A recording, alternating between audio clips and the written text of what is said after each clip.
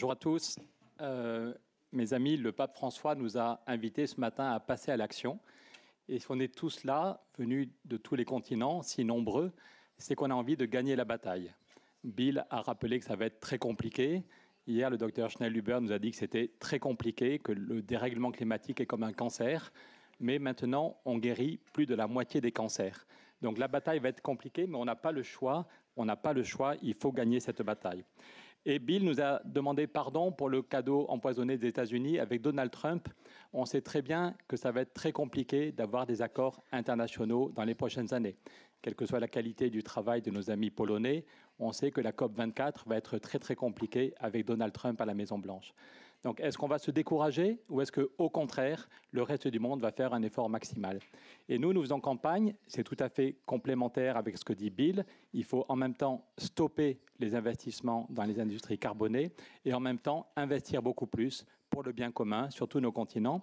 Et donc je fais partie d'une équipe qui milite pour que l'Europe et l'Afrique, qui est dans 1 an, pas dans 20 ans, que l'année prochaine, il y ait un plan Marshall qui finance la transition en Europe et en Afrique, avec l'idée que ça donnera envie au reste du monde, chacun avec sa culture, de faire pareil. Alors, pas besoin d'insister, on est très nombreux maintenant à se mobiliser là-dessus. Pas besoin d'insister sur la gravité du problème, le docteur Schnellhuber ou Bill viennent de le rappeler. Il n'y a plus aucun doute sur la réalité du réchauffement climatique. Il n'y a plus aucun doute sur le fait que le cycle de l'eau se dérègle et que ici, c'est des sécheresses de plus en plus graves, ici des inondations de plus en plus fréquentes, avec à chaque fois des milliers de personnes qui doivent quitter leur maison et à chaque fois des dizaines de morts. Maintenant, il n'y a plus aucun doute non plus sur le fait que nous sommes les responsables de ce réchauffement climatique. Ça, c'est la courbe du CO2 depuis 60 ans, qui est mesurée par des scientifiques américains, comme quoi tout le monde n'est pas avec Trump. Et depuis 60 ans, ils ont mis un observatoire à 3000 mètres d'altitude et on voit l'évolution du carbone. En 60 ans, c'est colossal. On est passé, la concentration en carbone dans l'atmosphère est passée de 316 ppm à 411 ppm. C'est le fruit de nos activités. Ça, c'est la courbe depuis 60 ans. Ça, c'est la courbe depuis 1000 ans du CO2 dans l'atmosphère. Et ça, c'est la courbe depuis 800 000 ans. Depuis 800 000 ans. Il y a toujours eu des variations de CO2, mais elles allaient beaucoup plus lentement. Le dernier réchauffement, il allait 60 fois plus lentement et il n'y avait que 25 millions d'êtres humains à la planète. Donc, il y avait des évolutions du CO2 depuis 800 000 ans, mais beaucoup plus lentement, et ça ne dépassait jamais les 300 ppm. Et vous avez vu depuis un siècle ce qu'on a fait, on arrive à 400 ppm. Et c'est seulement moins de 5% du réchauffement qui est lié à des causes naturelles. Tout ne vient pas de l'homme, 4% vient du fait que on fait le tour du Soleil, mais pas de façon parfaite, ou que l'axe de rotation n'est pas tout à fait stable. Donc, mais 96% du problème vient de nos activités, et c'est une bonne nouvelle. Parce que si nous sommes responsables du problème, nous pouvons le régler. La dernière fois que la planète a été confrontée à ce genre de problème, c'est quand les dinosaures s'éteignent, c'est qu'il y avait un astéroïde. Et les pauvres dinosaures, ils n'y pouvaient rien. L'astéroïde arrive, ça fout un bazar monstrueux, il y a des volcans, ils n'y pouvaient rien. Tandis que cette fois-ci, c'est nous l'astéroïde. C'est nos comportements, c'est notre mode de vie qui produit le CO2 et le dérèglement climatique. Donc en fait, c'est une bonne nouvelle. Si nous sommes la cause du problème, on peut très bien décider de le régler en quelques années. Si nous changeons de mode de vie, il n'y a aucune fatalité.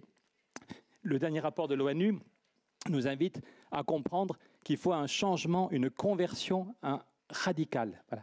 Si on s'en tient, tout le monde a dit que la COP21 était un grand succès diplomatique, c'est vrai, mais vous voyez la courbe en vert. La courbe en vert, c'est si tous nos pays tenaient leurs engagements, ce qui n'est pas le cas. Aucun de nos pays tient ses engagements, mais même si tous les pays tenaient leurs engagements, l'ONU nous dit qu'on va quand même vers un réchauffement de 3 ou 3,2 degrés avec des conséquences catastrophiques.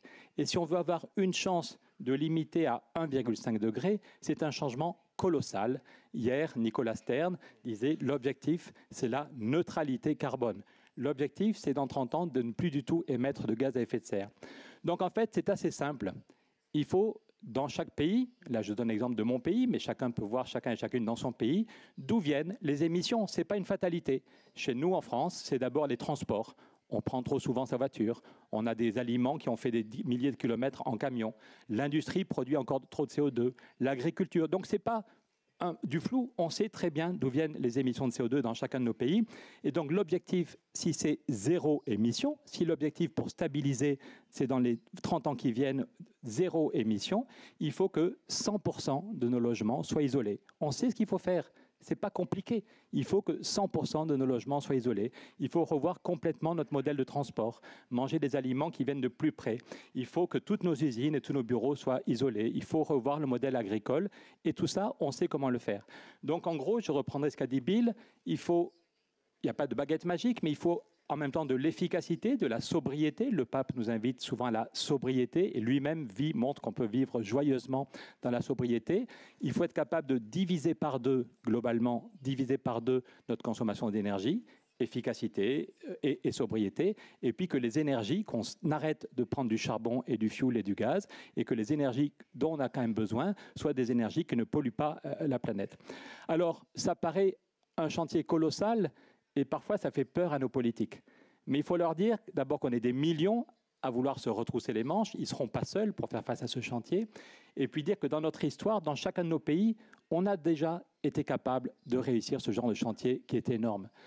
En France, quand on a décidé de faire l'école pour tous, ça paraissait énorme. Mais finalement, on y est arrivé. Dans chaque village, on a fait l'école des garçons, l'école des filles, la maison des maîtres. Et en 20 ans, on a réussi, dans la plupart de nos pays, en 20 ou 30 ans, à faire l'école pour tous. Quand Kennedy dit on va aller sur la Lune, quand John Fitzgerald Kennedy dit we choose to go to the moon, il y en a qui pensent qu'il est fada, qu'il a pris un coup de soleil sur la tête. Mais 7 ans plus tard, on est sur la Lune. On a créé 400 000 emplois. On a créé 400 000 emplois, le peuple entier a retrouvé sa fierté et on a réussi un truc énorme d'aller sur la Lune. Peut-être qu'aujourd'hui, en 2018, sauver la planète est encore plus important que d'aller sur la Lune il y a 40 ans. La question est moins compliquée. En fait, aller sur la Lune était beaucoup plus compliqué en termes techniques que de sauver la planète. C'est une question de volonté politique. À partir de maintenant, on commence les bonnes nouvelles. Si on prend le taureau par les cornes, si on sait comment financer, si on se donne les moyens de financer la transition, ça va être massivement créateur d'emplois. Parmi les gens qui nous soutiennent, il y a l'Agence française pour les économies d'énergie qui dit qu'en Europe, on pourrait créer entre 5 et 6 millions d'emplois. Entre 5 et 6 millions d'emplois en Europe. Et encore plus en Afrique, si on se donne les moyens de financer la transition, et c'est valable sur tous les continents. Donc, dans des pays où il y a un chômage, une pauvreté, une précarité massive, le pape François a raison de dire que tout est lié. Il faut en même temps sauver le climat et agir pour la justice sociale. On peut faire les deux en même temps, contrairement à ce que dit Donald Trump. La question est de savoir comment on le finance, et aucun pays n'y arrive tout seul. Même l'Allemagne, qui est un des pays les plus riches de la planète, il y a 3 mois, c'est le patronat de l'industrie, le cœur de l'économie allemande, qui a rendu un rapport à Madame Merkel au bout d'1 an de travail, 300 pages. Et le patronat de l'industrie allemand à Berlin dit « Nous devons réussir la transition ». Ce n'est pas un choix parmi d'autres, c'est une obligation. Il faut réussir la transition, c'est une obligation et une opportunité en termes de création d'emplois, en termes de dynamisme économique. Mais il nous faut 50 milliards chaque année. 50 milliards chaque année d'euros, rien que pour l'industrie allemande. Et Madame Merkel fait gloops, je ne sais pas comment trouver 50 milliards. En France, c'est pareil, en Italie, c'est pareil, au Burkina Faso, c'est pareil, en Algérie, c'est pareil. Aucun pays, tout seul, n'arrive à financer la transition énergétique. Au niveau de toute l'Europe, la Cour des comptes européenne estime qu'il faudrait un peu plus de 1 000 milliards chaque année. 1 000 milliards d'euros, financement privé et public confondus, c'est colossal, on ne sait pas comment faire. Alors c'est la question que Bruno-Marie Dufay posait hier soir. En 2008, pour sauver les banques, on a mis 1 000 milliards sur la table. Quand les banques s'effondraient, en Europe, on a mis 1 000 milliards et 2 000 milliards du côté américain. Est-ce que la question du climat n'est pas aussi importante? Avec quelques amis, on posait cette question en 2008. Et les gens nous disaient, mais c'est pas sérieux, on peut le faire pour les banques, mais c'est la seule fois où on l'a fait. Jamais les banques centrales ne voudront créer de l'argent comme elles l'ont fait en 2008. C'était vraiment exceptionnel. C'est ce qu'on nous disait en 2012. Et puis depuis, il y a un tabou qui est tombé en Europe, mais aussi au Japon, en Indonésie, aux États-Unis. L'Europe n'est pas du tout une exception. Partout, les banques centrales ont créé de l'argent. On appelle ça le quantitative easing. Autrefois, c'était la planche à billets. Mais voyez, pour l'Europe, la Banque centrale a annoncé il y a 3 ans qu'elle allait créer 1 000 milliards. C'est colossal. La Banque centrale va créer 1 000 milliards. Et ça n'est qu'une partie de ce qu'elle a fait. En plus, de temps en temps, la Banque centrale annonce qu'en une journée, ce qu'on appelle les TLTRO, elle a mis 233 milliards sur la table en une journée. 233 milliards donnés aux banques pour que les banques relancent l'économie. Donc on peut montrer que pour l'Europe, je reste une minute à l'Europe, on peut montrer qu'au total, la Banque centrale a créé 2500 milliards en 2 ans et demi. Donc c'est bien 1000 milliards par an. Ça tombe bien, c'est ce qu'on cherche pour sauver le climat et pour créer des emplois. Donc on ne peut pas nous dire que ça n'est pas possible. La BCE l'a fait. Et c'est pareil au Japon. Là, vous voyez, je ne vais pas être trop technique ce matin, mais toutes les grandes banques centrales du monde ont fait de la création monétaire. Vous voyez la courbe pour la Banque du Japon, pour la Réserve fédérale. Partout, il y a eu des créations monétaires massives. Et où va cet argent ? On peut montrer qu'il y en a seulement 11% qui va dans l'économie réelle, les prêts aux entreprises, les prêts aux familles, les prêts aux collectivités, c'est 11%. Et l'essentiel, 89%, va à la spéculation. Jamais il y a eu autant d'argent sur les marchés financiers. L'autre jour, Donald Trump exultait en disant « Great, great », le Dow Jones était à un niveau jamais vu. Mais le problème, c'est que le FMI nous dit qu'on va vers une crise mondiale. Le FMI nous dit « Attention ». Avec ce niveau de spéculation, vous allez vers une crise qui peut être 10 fois plus grave que 2008. Donc ça pose une question existentielle. Hier, Patricia Espinosa demandait à 5 reprises « Qui sommes-nous ? Qui donc est l'homme pour accepter ça ?» Ça pose vraiment une question spirituelle. On nous a appris à l'école qu'on était des homo sapiens sapiens. Et sapiens sapiens, la branche la plus évoluée des primates, avec un cerveau costaud. On demande parfois si on est des sapiens sapiens ou des débilus débilus. Le FMI nous prévient qu'on va vers une crise dramatique.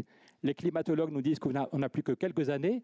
On est comme des lapins qui voient le camion arriver. On sait qu'on va se faire écraser. On sait qu'on va se prendre une crise financière. Et le chaos climatique, on ne bouge pas. Le cardinal a rappelé que pour ceux d'entre nous qui sommes croyants, on nous dit, et on y croit, qu'on a été créé par Dieu à son image et à sa ressemblance. Et parfois, je me demande, Dieu a un rêve sans doute pour nous, mais parfois, je me demande si Dieu ne pleure pas ou n'a pas envie de pleurer quand il voit à quel point nous ne sommes pas capables de réagir. Quand j'étais étudiant, j'avais lu un livre de François Varillon sur la souffrance de Dieu, et je pense que ça pose vraiment une question fondamentale, spirituelle. Comment se fait-il que nous ne soyons pas capables de réagir ? Il n'y a jamais eu autant d'argent qui circule et on n'arrive pas à lutter contre le dérèglement climatique, contre le chômage. Il est temps de réagir. Voilà pourquoi nous proposons que, puisqu'Angela Merkel et Emmanuel Macron, il y a 2 semaines encore, au niveau européen, Mme Merkel et M. Macron ont dit que cette année, si on ne veut pas que l'Europe se disloque, c'est cette année, au mois de décembre, qu'on doit décider des nouveaux traités. Où va l'Europe ? En même temps, le même jour, la COP24 va se finir en Pologne et il y aura un sommet des chefs d'État à Bruxelles le 13 et le 14 décembre qui va dire où va l'Europe, est-ce qu'il y a ou pas des nouveaux traités. Et nous voulons qu'il y ait un traité qui finance la transition en Europe et en Afrique et qui dise que la création monétaire, au lieu d'aller n'importe où et essentiellement à la spéculation, elle va pour le bien commun, qu'il y a un choix à faire, il y a un discernement, le cardinal parlait d'un discernement, il y a un moment de choix et il faut qu'il y ait un traité européen qui finance la transition et que chaque pays ait un droit de tirage, que chaque pays sache que pendant 20 ans, 30 ans, il a des financements à taux zéro pour financer la transition. Dernier point, et c'est tout à fait possible, un ami me rappelait quand le mur de Berlin est tombé, il a suffi de 6 mois seulement pour que François Mitterrand et Helmut Kohl décident de faire une banque pour financer la transition des pays de l'Est. En 6 mois seulement. Donc pourquoi est-ce que ce qu'on a fait en 6 mois en 89, pourquoi est-ce qu'on ne pourrait pas faire? Parmi les gens qui nous soutiennent, il y a le patron de la Banque européenne d'investissement qui dit que c'est tout à fait possible de créer une banque du climat au niveau européen qui financerait la transition en Europe et en Afrique, avec l'idée que les autres continents pourraient se dire si ça marche chez eux, pourquoi pas chez nous. Dernier point du pacte qu'on propose, il faut un vrai budget. C'est très bien de financer la transition en Europe, mais il faut qu'on arrive à aider à rentrer dans un nouveau partenariat avec le reste du monde. Et donc, de même que dans tous nos pays, il y a un budget pour l'éducation, il y a un budget pour la santé, il y a un budget pour la défense. On veut qu'il y ait un vrai budget pour le climat, c'est-à-dire de l'argent qu'on peut investir, qu'on peut mobiliser, même s'il n'est pas rentable à court terme, même si tous les mois on ne va pas rembourser quand on a mis de l'argent dans l'éducation. On n'a pas dit aux parents qu'ils pourraient faire des prêts à taux zéro. L'éducation est gratuite. Donc si on veut vraiment, par exemple sur l'Afrique, Angela Merkel a dit il y a un an qu'il fallait un plan Marshall. Angela Merkel a réuni plusieurs chefs d'État africains. Elle a dit qu'il faut un plan Marshall pour aider l'Afrique dans son développement, que l'Afrique puisse développer son économie sans passer par le charbon, le fioul et les énergies fossiles. Il faut quelques dizaines de milliards chaque année. Il y a besoin d'argent. Comment trouver ce budget? Comment trouver ces ressources sans taxer les personnes, sans taxer les citoyens? Nous pensons que la meilleure façon de faire, c'est de lutter contre le dumping fiscal européen. C'est une courbe qui vient de KPMG et qui montre que chaque pays parce que le voisin a baissé son impôt sur les bénéfices, baisse son impôt sur les bénéfices. Donc il n'y a jamais eu autant de bénéfices, mais chaque pays est obligé, en engrenage, et baisse son impôt sur les bénéfices. Donc c'est le monde à l'envers. Par exemple, l'Europe est tombée à 19%, alors que jusqu'à Trump, de Roosevelt jusqu'à Trump, l'impôt sur les bénéfices aux États-Unis était à 38%. Et même avec Trump, il est tombé à 24%. Donc on pourrait très bien dire en Europe qu'on fait un impôt, non pas un impôt sur les personnes ou sur les entreprises, mais ce serait l'effort des actionnaires. On va tous devoir faire des efforts, changer nos modes de vie pour sauver la planète. L'effort qu'on va demander aux actionnaires, c'est d'accepter de donner 5%. Et si on a ce budget, on peut donner chaque année 40 milliards à l'Afrique. On peut investir dans la recherche pour avoir des voitures qui consomment moins, pour améliorer le stockage de l'énergie. Et chacun de nous, dans tous nos pays, pourrait voir la facture divisée par 2. Si on veut que tous les logements soient isolés, c'est un énorme chantier. Et c'est bien si on peut dire que la collectivité paye la moitié et le reste, on ne financera pas des prêts au zéro. Je finirai en disant que c'est maintenant qu'il faut qu'on se mobilise. Quand le pape dit qu'il s'adresse à tous les hommes et les femmes de bonne volonté, croyants et non-croyants, c'est maintenant que ça se joue. Ça fait 30 ans que le GIEC nous alerte, ça fait presque 30 ans que Bill a écrit son premier livre, et depuis le début, le GIEC nous dit qu'il y a un moment où il sera trop tard, parce que les problèmes vont s'accélérer. Quand les glaces fondent, on sait tous qu'un papier blanc, il renvoie la lumière et la chaleur, et que quand la glace fond, la Terre va absorber de plus en plus de chaleur. Donc il y a besoin d'un accouchement. Déjà, Saint Paul disait, le monde se débat dans les douleurs d'un accouchement. Il faut qu'on aide à cet accouchement. Ce n'est pas dans 20 ans, ce n'est pas dans 40 ans, c'est dans les mois qui viennent. Le calendrier de l'automne est très important. Début octobre, il y aura le rapport spécial du GIEC. Est-ce qu'on peut ou pas limiter le réchauffement à 1,5 degré? On sait à peu près ce qu'ils vont dire. Puis il y aura le rapport spécial de l'ONU qui va nous dire qu'il y a un écart catastrophique entre ce point-là. Puis nos amis polonais vont accueillir la COP. Mais quel que soit leur talent, on peut craindre qu'avec Donald Trump, il n'y ait pas grand-chose. Donc nous, on voudrait vraiment que, juste à la fin de la COP, il y a le sommet des chefs d'État. Merkel et Macron dit que ça devait être un sommet historique, parce que tout le monde voit bien en Italie, en Allemagne, que l'Europe est en train de se décomposer très très vite. Ça peut aller très très vite. On voudrait donc, et on a commencé à rédiger le traité, on a déjà été reçu 6 fois à l'Élysée. Un ami en a parlé il y a 2 semaines, Angela Merkel. On cherche des alliés pour faire croyants et non-croyants, pour faire bouger les choses. Et on veut qu'en décembre, il y ait un signal qui soit envoyé pour dire l'Europe et l'Afrique se donnent les moyens ensemble. C'est 2 continents, mais c'est un seul avenir. L'Europe et l'Afrique se donnent les moyens ensemble de financer la transition. Il est temps de choisir. Je reviens sur la question du discernement. Nul ne peut servir 2 maîtres à la fois. Je crois que c'est le Christ qui le dit dans l'Évangile. Nul ne peut servir 2 maîtres à la fois, Dieu et l'argent. Et qu'on soit croyant ou pas croyant, on voit bien qu'à un moment, il faut choisir. Est-ce que le but est toujours plus de rentabilité, toujours plus de richesse pour les plus riches, et tant pis pour la planète, et tant pis pour les pauvres? Ou est-ce qu'on est capable de mettre, ce qu'a redit le pape François ce matin, la finance est un moyen, on a besoin de banquiers, on a besoin de création monétaire, mais au service du bien commun, la justice sociale et la sauvegarde du climat sur tous nos continents. Donc c'est maintenant qu'il faut choisir, et il faut des décisions qui rompent avec ce qui se passe. Quand l'Europe est née, le 9 mai 1950, ça fait des décennies qu'on se tapait dessus, la France et l'Allemagne. Il y avait des millions de morts, des millions de familles où il y avait la haine. Et Schuman et Adenauer ont été capables d'un truc qui déchire, comme disent les adolescents, un truc énorme. Les premiers mots de Schuman en 1950, c'est « La paix mondiale ne saurait être préservée sans des efforts créateurs à la mesure des dangers qui la menacent. » Et la France et l'Allemagne proposent à leurs voisins une action limitée mais décisive. Une action limitée, c'est juste mettre ensemble le charbon et l'acier, mais une action décisive qui empêche la guerre. Eh bien, je crois qu'il est temps que l'Europe se ressaisisse et qu'elle propose aux pays voisins, d'abord l'Afrique et la Méditerranée, mais à l'ensemble du reste du monde, qu'on propose une action limitée mais décisive, sauver la planète, créer massivement des emplois. C'était à l'époque, maintenant ça paraît un ronron l'Europe, mais c'était une initiative proprement révolutionnaire. Hier, en voyant le buste de Jean-Paul II, je repensais à ce que disait Jean-Paul II. Ses premiers mots, je crois, c'est « N'ayez pas peur ». N'ayez pas peur. Il y a de quoi avoir la trouille quand on voit les chiffres donnés par le FMI ou les chiffres donnés par les climatologues. Mais à l'époque, il y en a qui se sont levés et qui ont fait tomber le mur de Berlin. On pensait que le mur de Berlin était inéluctable, que le mur de Berlin serait là pendant 50 ans, 1 siècle, 2 siècles, que c'était foutu. Et des hommes et des femmes, croyants et non-croyants, jeunes et vieux, se sont dit « ce système est insupportable, il ne respecte pas ma dignité, je me mets en mouvement ». Et ils ont réussi à faire tomber le mur de Berlin. Et je crois aussi que nous, tous ensemble, on doit arriver à changer le système au nom de la dignité, au nom de la sauvegarde de la création. Merci.